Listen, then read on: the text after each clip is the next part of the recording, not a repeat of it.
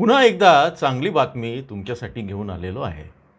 सोमवारी जेव्हा तुम्ही नाशिकच्या बाजार समित्यांमध्ये जाल, तेव्हा तुम्हाला कांदा खरेदीमध्ये एक मोठा दिलासा मिळणार आहे आणि तिथे कदाचित बाजारभाव वाढलेले असणार आहेत. या संदर्भात आज नाशिक जिल्हाधिकारी कार्यालयात मंत्री असतील, आमदार असतील, नाफेडचे प्रतिनिधी असतील, बाजार समित्यांचे सचिव आणि सभापती असतील, यांची एक महत्त्वाची बैठक झाली. त्यामध्ये जिल्हाधिकाऱ्यांनी स्पष्ट आदेश जारी केलेले आहेत की नाफेड NCCFची कांदा खरेदी आता बाजार समित्यांमधूनच करायची. तसं जर झालं तर सोमवारपासनं कांद्याला आणखी स्पर्धा निर्माण होईल, बाजारभावामध्ये वाढ होऊ शकते. नमस्कार. ॲग्रोशिवारमध्ये आपल्या सर्वांचं स्वागत आहे. काही तांत्रिक कारणानं हा व्हिडिओ थोडा उशिरा येत आहे आपल्यापर्यंत, पण जी माहिती मिळाली आहे ती अतिशय मोलाची आहे. कदाचित तुम्ही काही चॅनलवरती बघितलेली असेल. आज नाशिकच्या जिल्हाधिकारी कार्यालयामध्ये एक बैठक संपन्न झाली. आमदार डॉक्टर राहुल आहेर हे देवळा आणि बागलांचे आमदार आहेत. त्यांच्या नेतृत्वाखाली ही बैठक होती. या बैठकीला जिल्हाधिकारी आयुष प्रसाद, शालेय शिक्षण मंत्री राज्याचे दादासाहेब भुसे, अन्न आणि नागरी पुरवठा मंत्री छगन भुजबळ, अन्न औषध प्रशासन मंत्री नरहरी झिरवाळ, खासदार शोभाताई बच्चाव, खासदार भास्कर भगरे, आमदार दिलीपराव बनकर, आमदार हिरामन खोसकर, आमदार सरोजताई आहेर, आमदार दिलीप बोरसे आणि सर्व विभागाचे अधिकारी, बाजार समित्यांचे पदाधिकारी, नाफेड NCCFचे अधिकारी आणि पदाधिकारी, बाजार समित्यांचे सचिव, अशी सगळी यंत्रणा उपस्थित होती. आणि ही अतिशय महत्त्वाची मीटिंग मानली जाते आहे, कारण शेतकऱ्यांमध्ये असंतोष जो आहे तो वाढत चाललेला आहे. आंदोलनं होताना बघितलेलं आहे. मागच्या आठवड्यात केंद्र सरकारच्या याच्यामध्ये अखत्यारीत जी मीटिंग झाली, राज्याचे माननीय मुख्यमंत्री आणि उपमुख्यमंत्री तिथं होते. त्या मीटिंगमध्ये असे स्पष्ट संकेत दिलेले होते की नाफेडची कांदा खरेदी ही बाजार समित्यातून होईल. ग्रेडिंगच्या काही प्रश्न होते तेही सोडवले जातील आणि ज्या काही खरेदीच्या अटी आहेत त्यातही बदल केला जाईल. मात्र तसं झालं नाही. उलट वेगळीच परिस्थिती समोर आली आणि मध्येच काही घोटाळे पण त्याच्यामध्ये आले.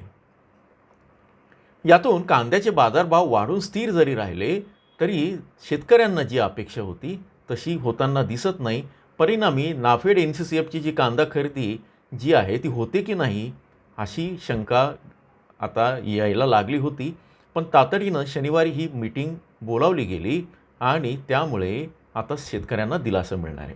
या मीटिंगमध्ये नंतर डॉक्टर आहेरांनी जे काही सांगितलं ते अतिशय महत्त्वाचं आहे आणि त्यातनं तुम्हाला काय काय फायदे होतील ते आपण बघूया.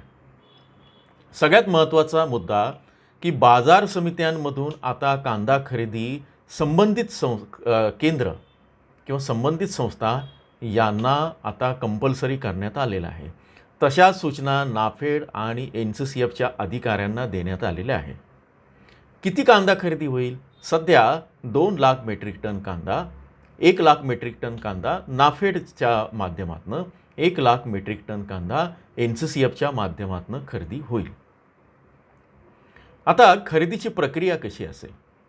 अर्थातच शेतकरी आपला कांदा घेऊन बाजार समित्यांमध्ये येतील आणि ज्या शेतकऱ्यांची नोंदणी झालेली असेल ऑनलाईन नाफेडसाठी ते आपला कांदा संबंधित संस्थेच्या तिथे येतील. आता तिथे काय स्थिती असेल? व्यापारी ज्या पद्धतीनं बोली लावतील त्याच पद्धतीनं एक केंद्र नाफेड NCCFचं बाजार समित्यांमध्ये असेल. नाशिक जिल्ह्यातल्या बाजार समित्यांमध्ये तिथे शेतकऱ्यांनी कांदा द्यायचा आहे. आता यातून कशी स्पर्धा निर्माण होईल?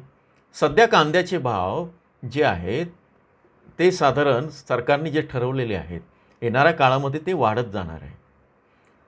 आता तुमचा जो कांदा आहे तो व्यापाऱ्यांनी जर कमी किमतीला पुकारला तर तुम्हाला तातडीनं जर चांगल्या ग्रेडचा कांदा असेल तर तो तिथेच नाफेडच्या केंद्राला विकता येईल आणि ऑनलाईन तुमच्या खात्यामध्ये 72 तासामध्ये ते पैसे जमा होतील. तुम्ही नोंदणी करायला हवी, तुमच्याकडे 7/12 पाहिजे, ते निकष तुम्हाला माहिती आहे.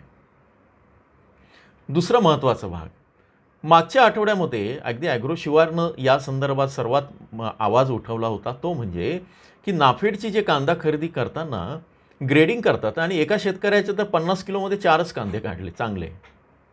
तर आता त्याही अटी शिथिल केल्या आहे. परवाच आपण या संदर्भात सांगितलेलं आहे की त्याही अटी शिथिल झालेल्या आहेत.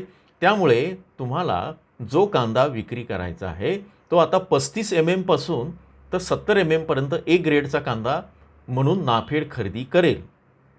आणि त्याच्यानंतर जो दुसरा निकष लावलेला आहे की साधारण 40% तुमचा कांदा जो असेल तो बी ग्रेडचा कांदा खरेदी केला जाईल.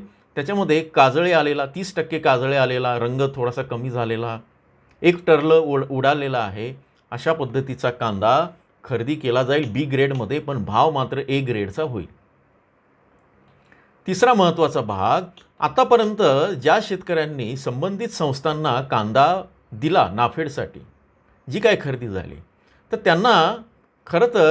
त्यांना काय केलं की कांदा खरेदी केला आणि याच शेतकऱ्यांना त्यांच्याच ट्रॅक्टरमध्ये, त्यांच्याच पिकअपमध्ये वखार महामंडळाच्या गोडाऊनला पाठवलं आणि म्हणाले जा तिकडे तुम्ही कांदा खाली करा. म्हणजे यानं संस्थेच्या तिथं यायचं, पेट्रोल खर्च करून, डिझेल खर्च करून, परत तिकडे पण जायचं.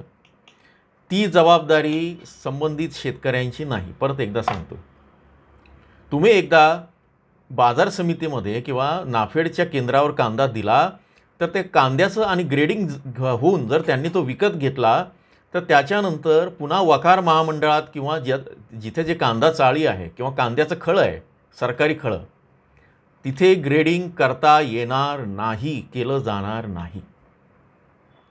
इतकंच नाही तर तुम्ही समजा लासलगाव बाजार समितीमध्ये ते नाफेडचं खरेदी केंद्र आहे, तिथे कांदा विकला, तुम्ही आलाय कुठून तरी येवल्यावरनं, निफाडवरनं, चांदवडवरनं, म्हणजे आधीच तुमचे 30-40 किलोमीटर गेलेले आहेत आणि त्यांनी सांगितलं की आमचं विंचूरला किंवा निफाडला खरेदी केंद्र आहे, गोडाऊन आहे, तिथं जा, तुम्हीच जाऊन खाली करा.